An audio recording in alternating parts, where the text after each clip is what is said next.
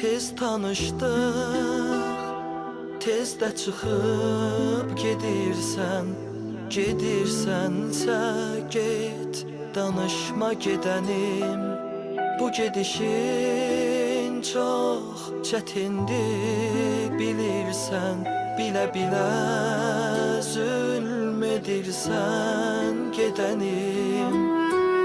Özümdə özümə yad olmuşam mən, fikrimdə dolanır indi hər kəlməm.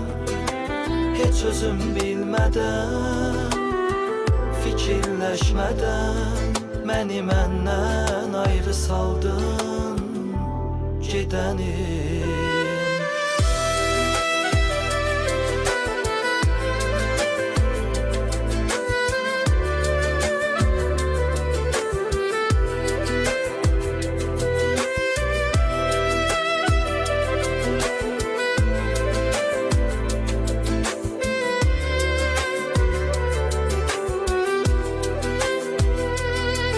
Sözünü bircə dinlədim, ümitsizlik girdabında inlədim.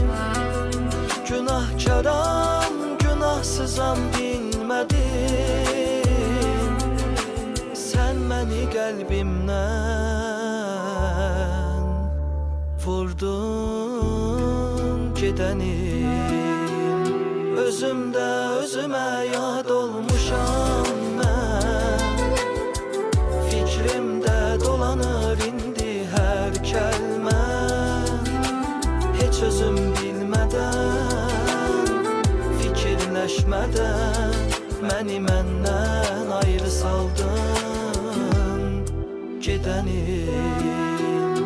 Özümdə özümə yad olmuşam mən, fikrimdə dolanır indi hər kəlməm.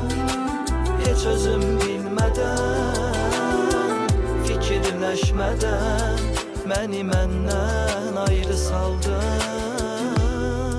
gedənim.